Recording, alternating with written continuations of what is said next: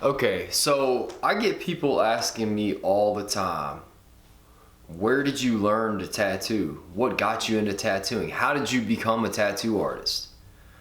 Well, my story is a little bit more complicated and long-winded, but in one short word, I learned to tattoo in prison. Let's talk about it. So let's get into this. Where did my desire to become a tattoo artist start? Well, if you take it way, way, way back to when I was just a little kid, I have always been into art. I loved art. I have family that are artists, and for some reason, I was just completely drawn to making art. I was the kid in the back of the class that was drawing, doodling, doing everything I was not supposed to be doing and not focusing on my schoolwork. Because quite frankly, all the stuff they were teaching in school, I just wasn't interested in. So that kind of came a point in my life where I decided that I just wasn't going to focus in school. I wasn't going to do all the things that society kind of tries to put you in this box and make you do.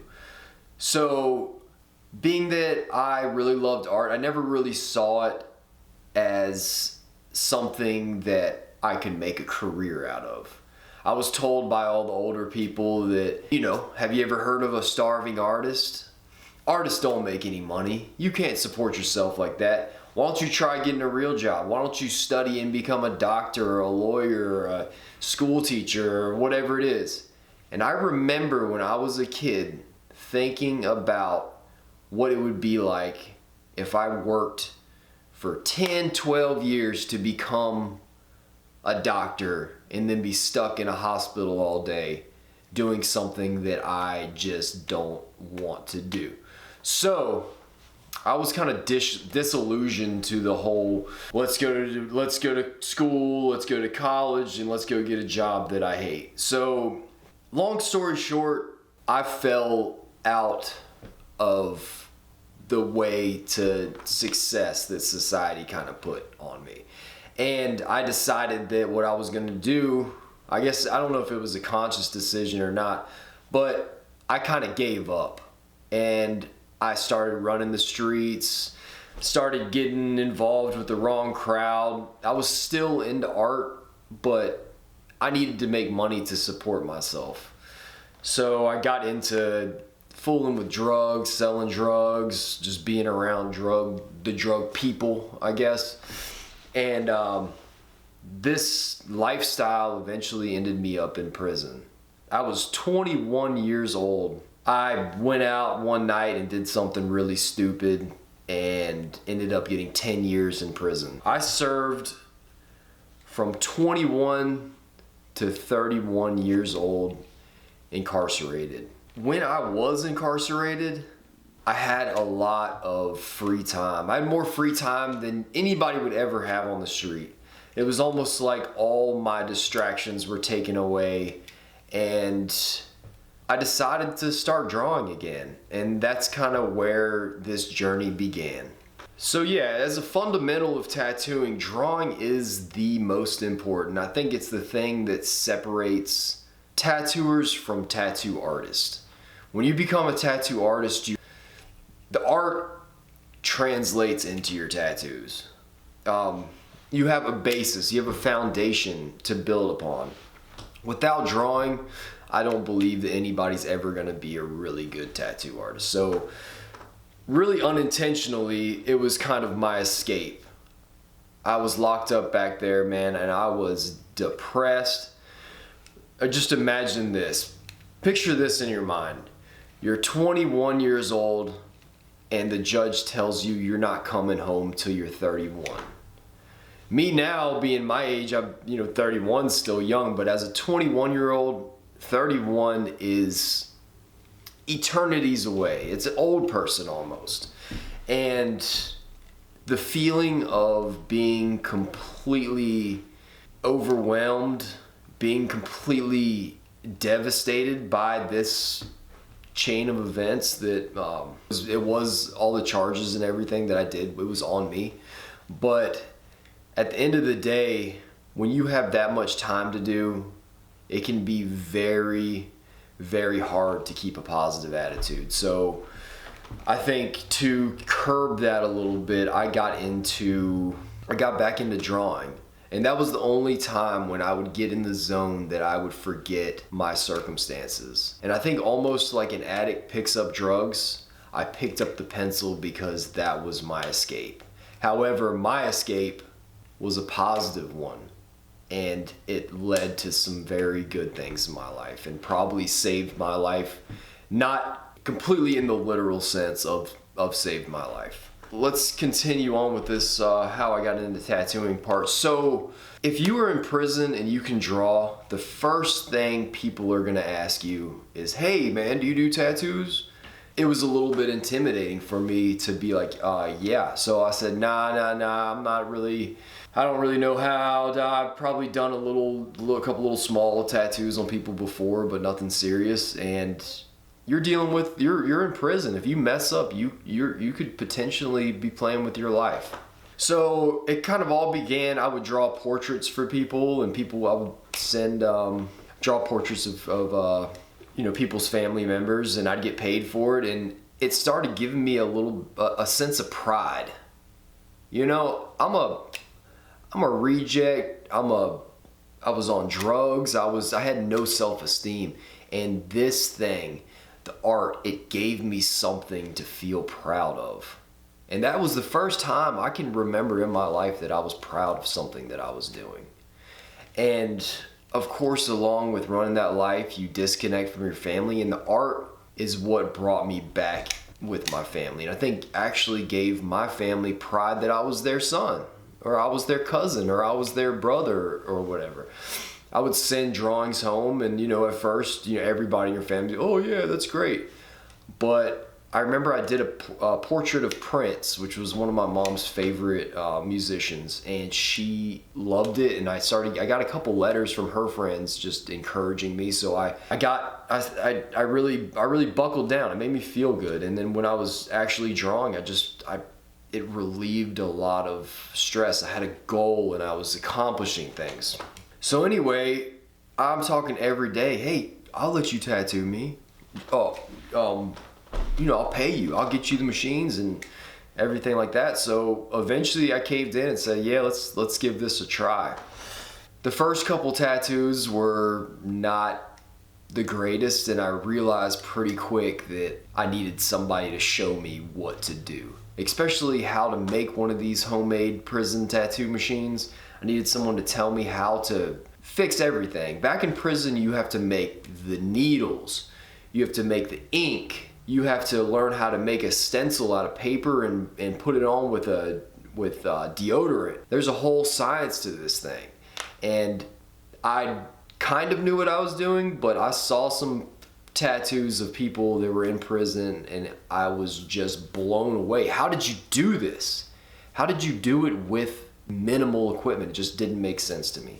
So there was a guy on the yard, kind of infamous tattooer. He was the guy. If you wanted to get some really quality tattoos while you were in prison, this was the guy to go to. And I know what y'all are thinking, oh, prison tattoos. But if you have actually been to a big boy prison, you know that there are some of the best, and I'm not joking when I say this, some of the best tattooers and artists on the planet that are stuck back there.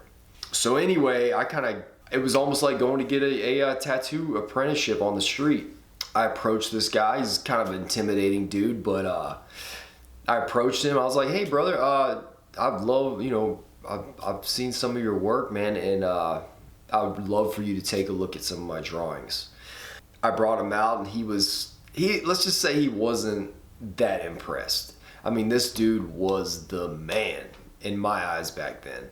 I don't know where our work stands right now, but at the time, the work that I was doing and the work that he was doing, there was no comparison. I had to learn from this person because there was no other way that I was going to get decent at tattooing. So let's fast forward a little bit. Eventually he accepted, and I got moved from my dorm in prison over to his dorm, and we became roommates. Like I said before, this man was an artist. He wasn't interested in doing all the small little lettering tattoos or bullshit little symbols or anything. So I was the guy that relieved him of having to do the tattoos that he didn't want to do. It was a while before he let me tattoo, but he showed me the ropes, and the main thing he focused on was my drawing. He was rough on me too. When I would do a drawing that was not great, he would grab the paper, ball it up, and throw it on the ground and say, I would never let you tattoo that on somebody. I can't believe you would think about tattooing that on somebody. And you know what? At the time, I would, I'd be like, I'd spend so much time on these drawings, but now I think that's what every new tattooer needs. They need someone to be real with them, and they need someone to tell them, hey, listen, that shit is not good. Let's try it again. Let's try something new. Here's what you need to do better. And if you're receptive to listening, then you're receptive to growing and learning. As time went on, my drawings got way better, and eventually I started tattooing. Me and him pretty much opened up our little tattoo. We were the tattoo guys in prison. I'll forever be grateful for my boy that taught me how. We became very tight and very good friends over that time. At first, this was something I was focused on, trying to figure out how to do my time and get through this sentence and make enough money to where I could buy all the food and everything that I needed while I was there. It never really occurred to me that, hey, this could be something that you do when you get out of here. As time went on, I kind of, I got better, and I was, reaching out a little bit and, learning more about tattooing, because I really didn't know shit besides what was happening in prison. I didn't really, the world of tattooing really, I never knew how big the industry was and how successful you could be if you actually put the work in to become a good tattooer. That became my focus. At a certain point, I said, this is what I'm going to do. The stress, the hard work, the dedication, all that, I started to have purpose behind why I was practicing all the time. Why am I doing this? I can actually get out of here and make good money. I can do something that I love. I can turn this prison experience into being a 10-year art course and tattooing course. And I could teach myself, and I could learn from some other people how to become successful in the tattoo industry. So that became my mission in life when I was in prison. I'm going to be the best tattooer. I'm going to be the best artist that I can possibly be. So if I wasn't tattooing, I was drawing. And I'm talking about drawing 8 hours a day. I'm not talking about doing these little doodles that you see some of the apprentices out here doing for 30 minutes and then complaining about why they're not getting any better. The key to getting better at tattooing or anything is practice and discipline and staying on your goals. So I did that. I stayed on it. It exponentially made my time go by much easier. Being a small, skinny white kid in the South Carolina Department of Corrections, you automatically can become a target. And now I had something that was valuable to people. Nobody wants to do anything and get rid of the tattoo, man.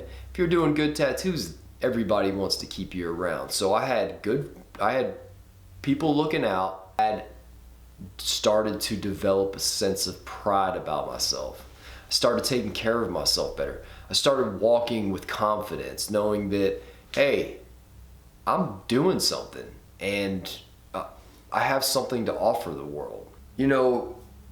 Tattooing in prison, sometimes you wonder why everybody in prison's tattooed. I have a thought about that.